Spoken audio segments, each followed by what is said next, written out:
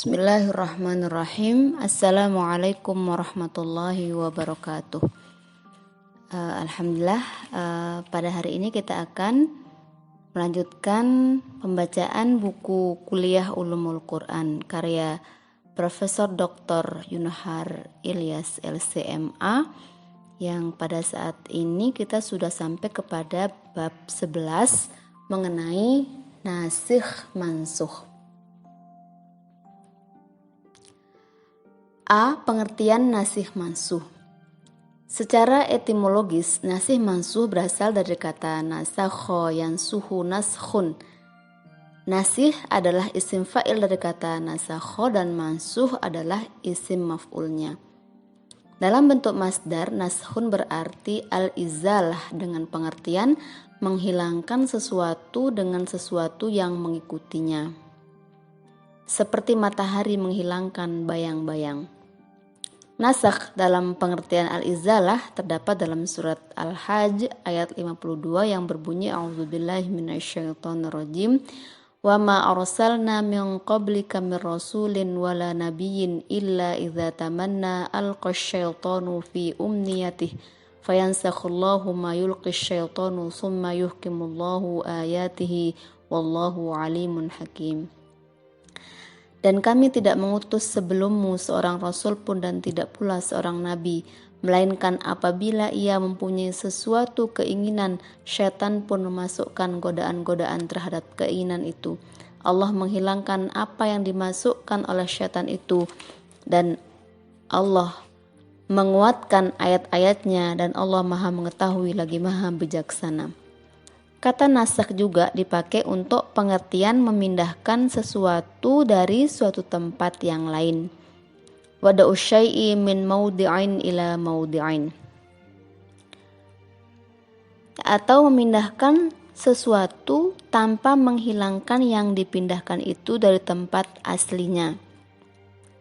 Naqlu syai'i wa tahwilihi ma'abaqaihi fi nafsihi. Seperti nasakhtul kitab, dengan arti memindahkan apa yang ada dalam buku ke tempat lain atau sama dengan menyalin. Nasakh dalam pengertian memindahkan sesuatu dari suatu tempat ke tempat lain ini dalam Al-Quran ditemukan dalam surat Al-Jasiyat ayat 29 yang berbunyi A'udzubillahi minasyaitonirrajim. Hadza kitabuna yantiqu 'alaikum bil haqqi inna kunna nastansikhu ma kuntum ta'malun. Allah berfirman, ini adalah catatan kami atau kitab kami yang menuturkan kepada kalian dengan benar. Sesungguhnya kami telah menyuruh menyalin apa yang kalian kerjakan. Menyalin dalam ayat ini maksudnya memindahkan amal perbuatan ke dalam lembaran amal. Berikutnya secara terminologis, Az-Zarqani mendefinisikan nasakh sebagai berikut.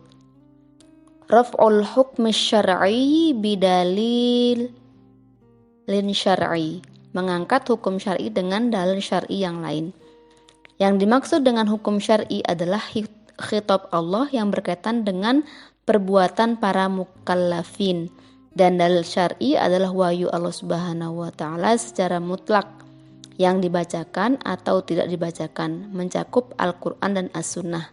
Tidak termasuk dalam pengertian mengangkat hukum syar'i takhsis, karena takhsis tidak mengangkat hukum syar'i tetapi hanya membatasi berlakunya hukum tersebut untuk pihak-pihak tertentu dalam keadaan tertentu. Tidak termasuk hukum syar'i baro'ah az-zimmah atau al-baro'ah al-asliyah, misalnya kewajiban sholat. Sebelum perintah sholat datang, seseorang tidak diwajibkan sholat, maka perintah sholat tersebut tidaklah disebut menasakh keadaan tidak wajib sholat tersebut, karena baro'ah az-zimmah itu termasuk hukum aqli. Nasakh hukum syar'i tidak dapat dilakukan dengan dalil aqli, misalnya dalil akli yang menyatakan gugurnya kewajiban syar'i karena kematian, gila, atau lupa. Karena orang mati, orang gila, dan orang yang lupa tidak dapat memahami khitab Allah sehingga taklif tidak berlaku bagi mereka. Hukum akal menyatakan bahwa seseorang tidak dapat diberi taklif kecuali atas sesuatu yang dia dapat mengerti. Sesungguhnya Allah Subhanahu wa Ta'ala, jika dia mengambil apa yang telah dia berikan, maka dia menggugurkan apa yang ia wajibkan. Sekalipun dalil akli ini didukung oleh hadis Nabi, diangkat pena dari 3 orang, dari orang tidur sampai bangun, dari anak kecil sampai dia bermimpi, dan dari orang gila sampai dia waras. Tetap saja statusnya dalil akli bukan dalil syar'i. Jelaslah dari uraian di atas bahwa nasih harus memenuhi 4 syarat. 1. Hukum yang dinasih harus hukum syar'i, bukan hukum akli. 2. Dalil syar'i yang menasah haruslah datang kemudian dari dalil syar'i yang dinasah. Dan antara keduanya terdapat pertentangan yang hakiki, yang sama sekali tidak mungkin dikompromikan dengan metode apapun, termasuk dengan taksis atau at-tadarruj fit tasyri'. Ketiga, khitab yang diangkat hukumnya tidak boleh merupakan khitab yang dikaitkan dengan waktu tertentu, karena hukum akan berhenti dengan sendirinya apabila waktunya sudah habis. Hal seperti ini tidak dinamai nasakh. Nasakh hanya ada pada masalah hukum semata. Dengan demikian tidak ada nasakh untuk masalah akidah, sejarah, tentang alam semesta, dan lain-lain yang tidak bersifat hukum.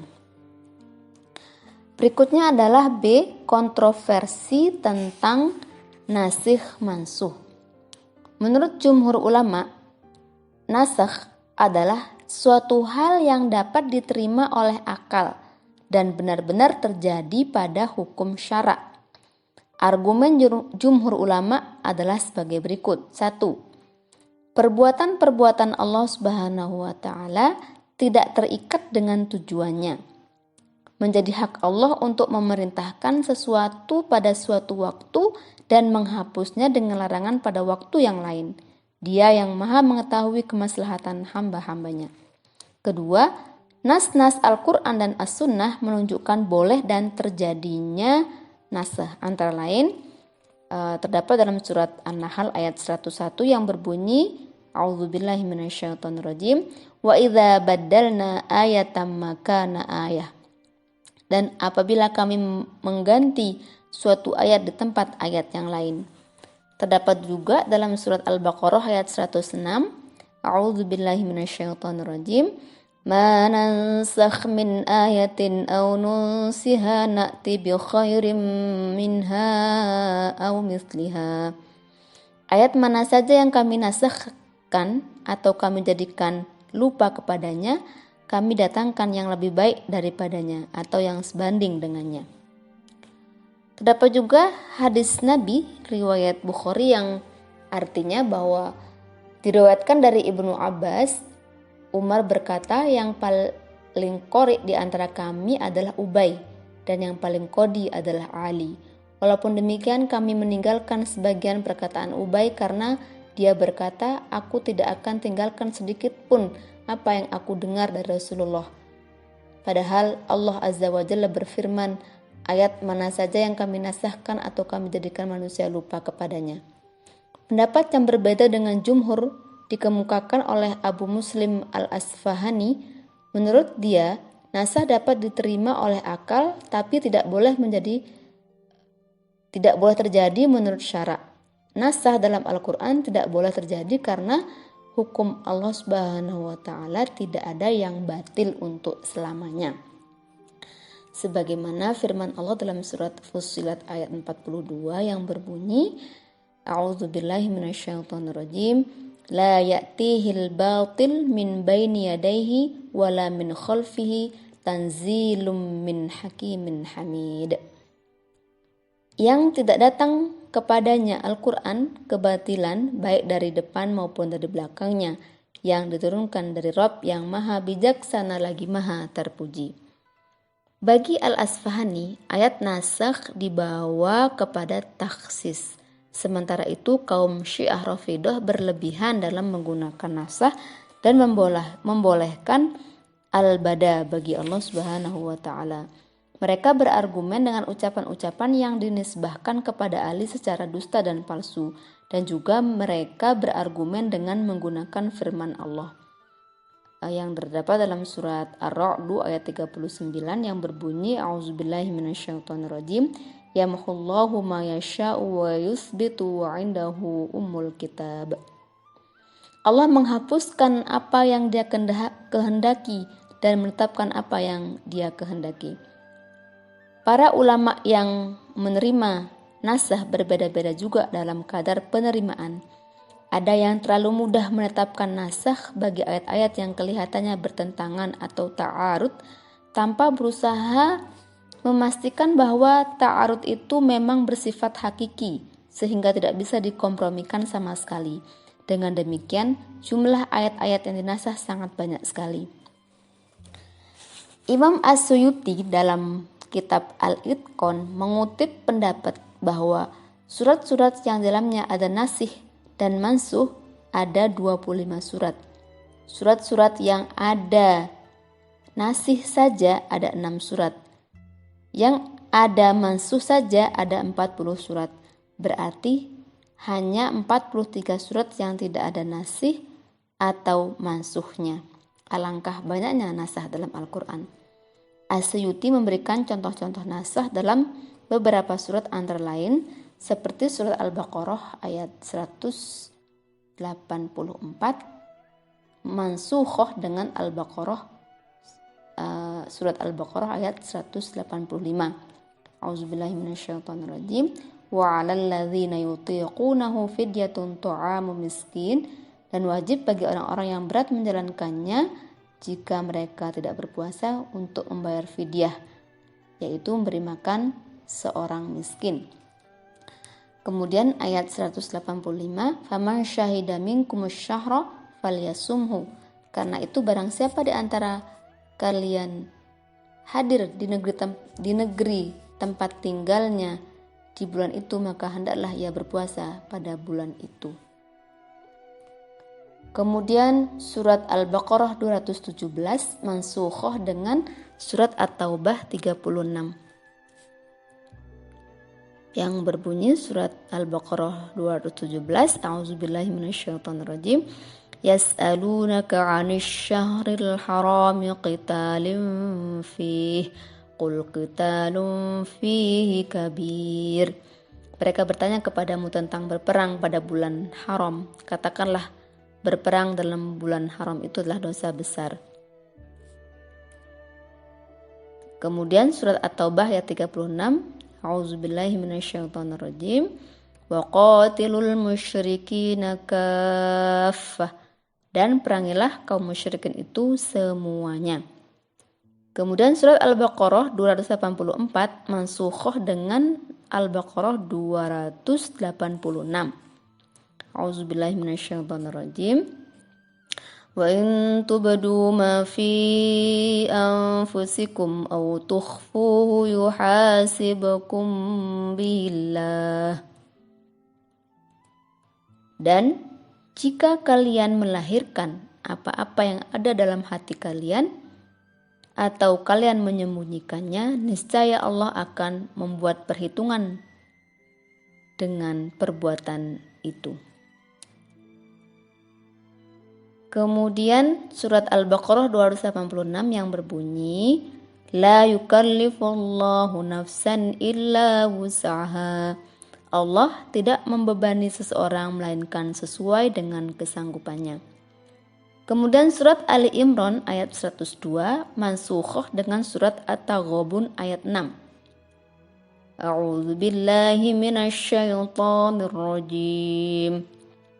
Ya ayyuhalladzina amanu taqullaha haqqa tuqatih wa la tamutunna illa wa antum muslimun. Wahai orang-orang yang beriman, bertakwalah kepada Allah dengan sebenar-benar takwa kepadanya, dan janganlah sekali-kali kalian mati melainkan dalam keadaan beragama Islam. Terdapat dalam surat At-Taghabun ayat 16, fattaqullaha mastata'tum, maka bertakwalah kalian kepada Allah menurut kesanggupan kalian. Beberapa contoh di atas cukuplah untuk menggambarkan bahwa memang sebagian ulama terlalu mudah memutuskan adanya nasikh mansuh sebelum menyelidiki lebih mendalam apa memang ada ta'arud hakiki antara dua ayat tersebut. Contoh yang terakhir dikutip di atas misalnya belum memenuhi syarat untuk dinyatakan nasikh mansuh karena kedua-duanya tidak betul-betul bertentangan. Ayat pertama misalnya surat Ali Imran 102 adalah perintah bertakwa yang bersifat umum. Sementara ayat yang kedua surat At-Taghabun ayat 16 adalah ketentuan khusus apabila tidak mampu bertakwa sepenuhnya. Dalam tafsir Al-Manar dijelaskan bahwa dalam surat Ali Imran 102 mansukh dengan surat At-Taghabun ayat 16. Ibnu Jarir meriwayatkan dari Ibnu Abbas bahwa yang dimaksud dengan perintah bertakwa benar-benar bertakwa itu adalah Allah ditaati sepenuhnya, tidak boleh durhaka sedikit pun. Allah diingat sepenuhnya, tidak boleh dilupakan sedikit pun. Dan nikmat dari Allah disyukuri sepenuhnya, tidak boleh kufur sedikit pun. Dan Ibnu Abi Hatim meriwayatkan dari Sa'id Ibnu Jubair, setelah turun Ali Imran 102 tersebut, para sahabat berusaha keras untuk melaksanakannya, sampai ada yang mendirikan sholat hingga bengkak tumitnya dan luka keningnya. Lalu turun surat At-Taghabun ayat 16 yang memberikan keringanan, yang artinya tadi bertakwalah kepada Allah menurut kesanggupan atau sekuat tenagamu, menasah surat Ali Imran 102 yang sebelumnya. Muhammad Rashid Ridho dan juga gurunya Muhammad Abduh menolak nasikh mansuh antara dua ayat ini. Menurut Rashid Ridho, kalau dipahami seperti yang diriwayatkan Ibnu Abbas di atas, maka itu berarti bahwa Allah Subhanahu wa Ta'ala memberi tugas kepada umatnya sesuatu yang tidak sanggup dikerjakan. Min taklifi ma la yutaq. Dan hal itu sesuatu yang terlarang. Dengan demikian tidak ada nasikh mansuh antara dua ayat tersebut. Bagi Rashid Ridho, kedua ayat itu tidak bertentangan apabila dipahami dengan lebih mendalam. Kedua ayat itu memerintahkan untuk berusaha sungguh-sungguh bertakwa, sehingga tidak meninggalkan sedikit pun usaha yang dapat dilakukan. Balighu fit taqwa hatta la tatruku minal mustata'i minha syai'an. Begitu juga contoh-contoh yang lain yang telah disebutkan di atas. Apakah memang benar-benar ada pertentangan antara masing-masing ayat tersebut sehingga harus ditetapkan sebagai nasikh mansuh? Atau masih bisa dikompromikan sehingga kedua-duanya dapat diamalkan? Tentu tidak pada tempatnya di sini untuk membahas satu persatu. Yang penting apabila setelah dikaji secara mendalam memang benar-benar ada pertentangan yang tidak bisa dipertemukan antara dua ayat, barulah diputuskan bahwa ayat yang satu menasah ayat yang lain. Dengan demikian nasikh mansuh ditetapkan lebih selektif. Demikian pembacaan buku Kuliah Ulumul Quran pada hari ini. Saya mohon maaf kalau ada hal yang tidak berkenan. Astaghfirukum. Wassalamualaikum warahmatullahi wabarakatuh.